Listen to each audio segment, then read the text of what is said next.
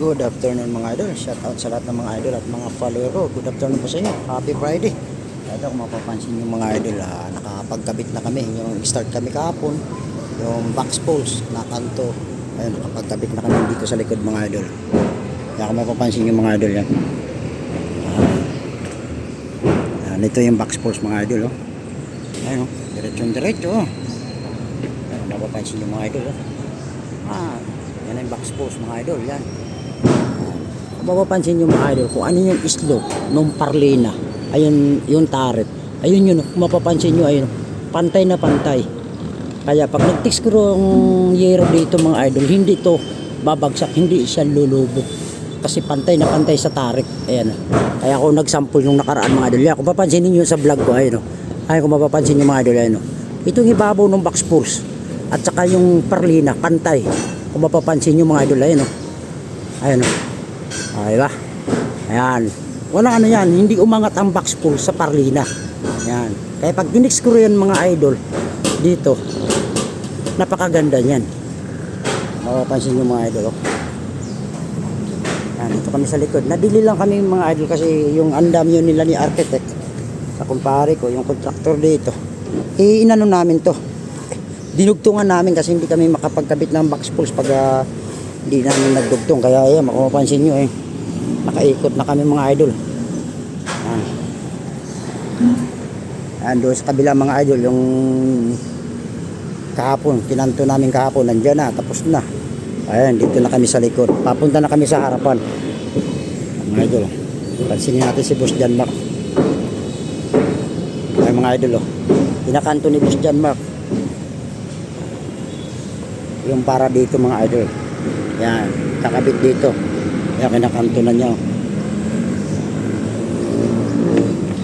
Alam ni John Mark, mga idol, si Latiro ko, na kung paano kantuin yan, yung box poles kasi kabisado na niya ikabit. Yung tatlo. Ako naman dito. Yan, tamang vlog muna. Kita sa taas. Ako mapapansin yan. Yan. I-alay namin to mga idol, kung mapapansin nyo. Babatakan namin ng tansi yan. Diretso namin yan. Kailangan ng box poles. Diretso ang nakaabang na box poles. Kailangan tatansian namin yan. Pag naikabit namin yung kanto na to, saka namin tatansian yan. Kailangan tansi yan para maganda ang laylayan. Para pagdating sa stopper poles, yan, kailangan diretso rin ang stopper poles. Kasi diretso kaagad yung box poles. Pati yung mga idol, yan, nakakabit na. Ngayon, hindi tinatadtad ng rivets yan mga idol kasi tatamaan pa ng tiskuro mga labi niyan. Madalang lang ang rivet niya kasi hindi nakakalasin ang hangin niya kasi tatamaan pa ng tiskuro yan. Kasi mga idol, mayroon na kami Yan. Mayroon na kami yung box poles. Unti-unti na. Yung sa kabila naman, yan. Ando na, kaya dito na kami. Yan, pagkatapos niyan, may bandang kili-kili. Yan, pag pumunta na kami dyan, doon naman kasi may magsisimula. Yan, tatayuan din namin ng tubo yan kasi mababa ang tubo niyan. Kung mapapansin niya. Nadili lang kami sa pagtatayo ng scaffolding mga idol. Yung bakal. Ay mga materialis namin mga idol. Yung box poles at saka yung baligater. Stainless ang baligater mga idol. Kaya kung mapapansin nyo, magbubuhos yan sila. Kaya tinanggal nila. Ayan, gagawa kami ng paraan kung paano namin itatayo.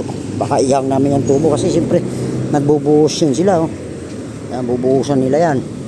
Ayan, gagawa namin ng paraan kung paano namin itayo na scaffolding na hindi nakaka-istorbo sa kanila. Kaya bahala na. Doon lang muna kami sa kabila. Mga idol, ganda na.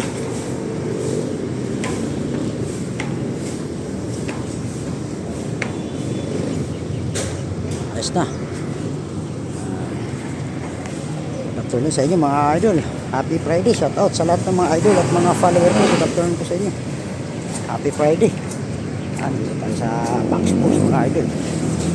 Importante, nakakabit pa kami unti-unti. Pinipick up na yung yero ni Paris Cross Roofing Enterprises. Kaya Sana maaga makalabas sa planta. Mamaya o bukas. Ito na. Yung